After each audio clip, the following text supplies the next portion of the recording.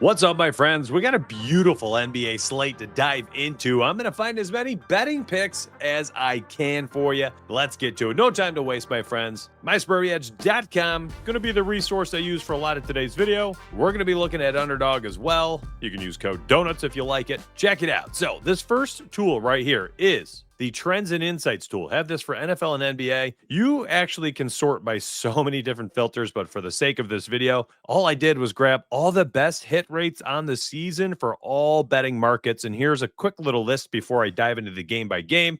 Jonathan Kuminga at 2+ assists is cashed out in 11 of 13 games. Odds are about -150 today. Andrew Wiggins, 2+ steals and blocks. That's the stocks category on DraftKings, -180. Hard Rock, -165. But look at here on Better. Top down betting, my friends. Over there on the Better app, hit 2+ in 10 of 12 games. LaMelo Ball at 7.5 assists. This is entirely contingent on whether you believe he comes back and plays a full allotment of minutes. If he does, 7.5 assists looks pretty fresh right here. You can get that. It's widely available, 7.5 on all books. Simone Fontecchio for the Miami Heat, coming off the bench and banging home some threes this season. Not a high volume shooter, so will this efficiency continue? I don't know, my friends. It's an interesting spot. Even the threes looks decent. Al Horford, not widely available. In about 20 or so minutes of action, continues to turn the ball over. So 1+ turnover over there on Better looks interesting. Wendell Carter Jr. Yeah, it doesn't shoot a lot of threes, 2 to 4 per game, essentially. No Paolo Banchero, juice like crazy. Maybe you parlay that with one of these other plays I've discussed. Anthony Black getting a steal out there for the Magic. Should get a few extra minutes today. The entire lineup has about 36 minutes per game to soak up with Banchero out. He plays for the Magic. Maybe that's a parlay piece with Wendell Carter's threes. Taking a look at the Novig prop optimizer for NBA. And then I promise we're going to get to all the game-by-game picks and discussions. Some of the top plays on Novig right now. Chris Murray over 2.5 rebounds. Aggregate odds across 20 or so books at -165. Novig, really nice exchange, -129. Drew Holiday over 16.5 points. Very interesting. You get a +134 over there on Novig.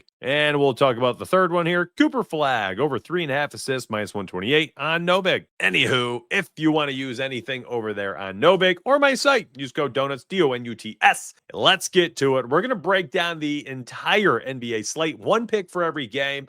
I thought I would start off the video really getting the juices flowing in a different way and just saying, here's some plays based on X, Y, and Z. One was based on trends. The next segment was based on math for the Novig optimizer. And now I'm getting into the gut feels and the tummy tingles as I take a look at Underdog. My goal is to break down the entire slate as quickly as possible, cut through all the fluff, give you all the stuff, and make sure that you're ready and armed with knowledge and insight to make informed decisions for today's NBA betting slate. If you are enjoying today's video, do me a huge favor. Hit that like button. Tell me, hey, Donuts, this is the nice structure for your video. It's a good layout. I enjoy the segments. I enjoy the trends view right off the rip, a quick little preview of the optimizers, and then I loved how you dove into Underdog. If that's for you, well then, hey, my friends, I think today's video needs to be, you need to tell me. Tell me if you want me to continue it like this. You got to tell me this is how you like it. So we get no Jalen Brunson. Brunson is out. Grade 1 ankle sprain. OG Anunoby last season went absolutely bonkers. I'm not even kidding. He went bonkers, my friends. Without Jalen Brunson, he averaged like 25 points per game, hit the over in like 80% of the games. Now, he has been wretched to start the year shooting. Like, I'm telling you, terrible. That being said, this is a low line for the role he should play. You know, you think Cat would have this huge bump, but he really didn't last year without Brunson. Just not that ball handler. Doesn't really pick up any of the Cats. What do you think of that? Cats, get it? Categories? Cat, Karl-Anthony Towns? Dad jokes. Mikal Bridges, interesting as well. Honestly, I'm looking for these guys that can put up extra shots today. On the other side, again, I already talked about Fontecchio. Doesn't play a ton of minutes, but continues to go out there and perform with his limited opportunities. Miami's hard to bet on this season. They are really kind of spreading the ball around. Any given day, some of these guys pop off. I'm off it. Let's move on to the next game. We get another key injury to discuss in this one. Again, Paolo Banchero out. Last season, Franz Wagner averaged almost 26 points per game without Paolo Banchero. Does he hit the over today against Brooklyn? Man, oh man, is it a nice matchup. I'm going to tell you this, though. If his assist opens at 4.5, 5.5, that's a very interesting play. Maybe the combo projection at 28.5, 29.5 PA would be really nice. I don't know what it's going to open at. I got a feeling it's going to be a little too high for me, 31 or so, 31.5. Desmond Bain. So he's been an enigma this season. You're getting a bunch of nines, 11, 9, and then you get a bunch of 22s. You can't figure him out right now. Interestingly enough, in the games he's played 30 plus minutes with a 20% or higher usage and taken 12 or more shots, just like last season with Memphis, the 19.5 was low hanging fruit. So I'm actually beyond, believe it or not, a bit more volatile, but I kind of like Desmond Bain a little bit more than Franz Wagner today. Wendell Carter Jr., I looked at him earlier too. His line was just a little too high. Michael Porter Jr. is just, listen, volume in minutes are there. You could probably continue to take a quick peek at him. Nothing wrong with that any given night till somebody else steps up or gets healthy for the Nets. All right, Philly, Detroit. Got to look at VJ Edgecombe today and see if he's going to be active. He's got back spasms, I believe. If he ends up being out, goodness gracious, Tyrese Maxey is going to take 28 shots tonight. Like, it's going to be nuts. If Edgecombe ends up being out, oh my, it's 29.5 is going to actually be free. As it stands, I'm interested more in the 41.5 PRA. Just keeps having these random games where he pops off in some of these different categories. I mean, here's a prime example against Cleveland. He only scored 27 points in that game. That was without Joel Embiid. He would have hit the under on the points prop, but guess what? He had 7 rebounds and 9 assists, which allowed him to hit the over at 41.5 PRA. So that's my current lean. On the other side, we got to see who's going to be active for Detroit. He is listed as questionable. Cade Cunningham. Missed the game against the Bulls. They still went out and handled business. Looked like the Bulls were going to give him a challenge there, and Detroit ran away. If he's out, everything's going to change for Detroit. So it's hard to even talk about them. We'll probably go back to Dennis Jenkins. Anyways, let's look at the Pels and the Lakers. I'm interested in 2 spots today. It's Austin Reeves, either rebounds or points or PRA, since that's the only other option we got here on Underdog. Honestly, I wanted his points here. I was hoping I could get it at 22.5. It's not there, so I'm looking at the alternatives. But I think it's an Austin Reeves day. Shooting guards have popped off this season against the Pelicans.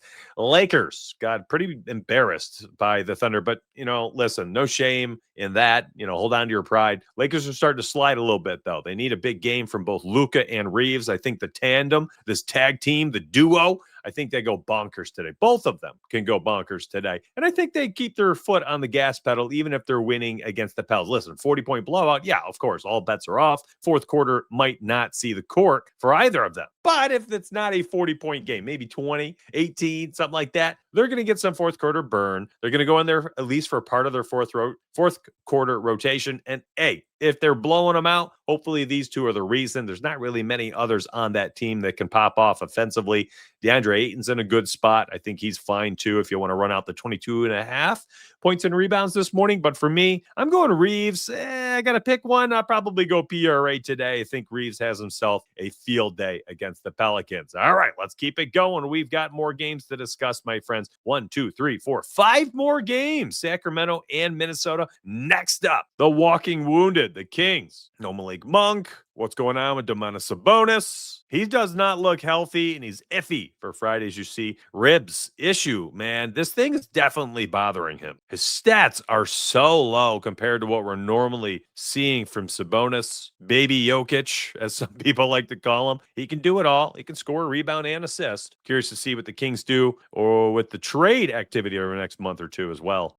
Kind of think it's a Julius Randle night. The more I've dug into this and the data, I was looking at his PRA more than anything else. DeMar DeRozan at 3.5 assists was free in the beginning of the year, and now it's been just free taking unders 2, 2, 2, 3, and 2. If that one opens up at 3.5, or they open up his RA, which has been around 6.5 and 7.5, I like the under for both. Minutes are trending down for Dennis Schroeder as the shooting woes continue. The PRA to the under looks interesting to me for Schroeder. If you want to run out that, I think that's totally fine. 4 games left. Portland and Houston should be a fun one. Do me a quick favor, though, before I continue. If you're liking the pace of today's video, if you like the format, hard hitting, all information, my friends, please like the video, tell the people in the comment, and tell me this is a dope video. You got to watch the entirety. And if you didn't know and you've been under a rock, check it out. Full screen view right now. This is the VIP tracking sheet. Top NBA moneyline pick of the day. Clearly going bonkers. 20-3 in the season. And look at that top 3 money line. You can parlay the top 3 money lines almost every single night. It's swept 4 of the last 5 nights. Model officials up over 9 units. Donuts officials up over 9 units. Player prop officials up almost 6 units. That's a total of 24 units, my friends. Anyway, that VIP link down below. First link down below. You get the betting models for props, betting models for games, and my picks. And then, of course, my staff picks. And you're going to want those. Fire is on a 22-4 run for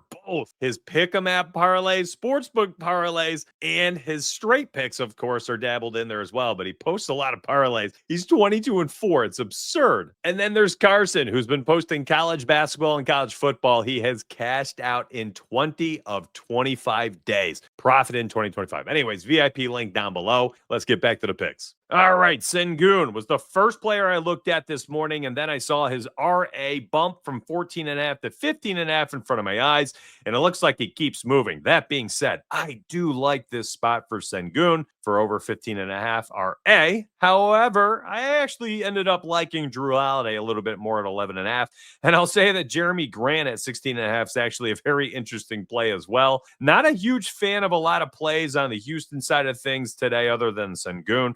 Reed Shepard continues to score points only when the games do not matter too much. Blowouts today should be pretty close. I'm not entirely sure if I can lean on him for anything other than over 1.5 threes made. Hornets versus the Bucks. Both LaMelo Ball and Giannis Antetokounmpo both should return today. Not entirely sure what we can get out of them. Remember, I already said and showed earlier using the NBA Trends tool that, LaMelo's 7.5 assists have been absolutely amazing. It was only a 5-game absence. It wasn't a terrible ankle sprain or anything. So I can't imagine he has like a super hard minutes cap. Maybe they keep him at like 33 or so, but it should still be fine. Honestly, it should still be fine in my opinion. So that 7.5 assist I find very interesting. It's quite low. Again, you're betting on the Hornets, so good luck if you take it. I don't know if I can end up making that official. On the other side, Giannis, what? Come on, man. Go nuts, would you? You got the whole team on your back. You're playing monster minutes, and somehow the 50.5 has been volatile lately. He's been under 4 of the last 5 games. Matchup of the year, though. The matchup's pretty good against the Hornets. Maybe not the year, my friends, but still, you're getting 30-plus minutes. They're over 30% usage rate. 50.5 should be free, and yet it continues to not be. It's very frustrating. I don't know who else to rely on here. It's tough. I think you could go with the top 5 draft pick. You could go with maybe AJ Green back to his threes. Now that Giannis is back, I don't know, honestly. I think it's volatile enough that I'm just totally off it. Another spot that looks super volatile today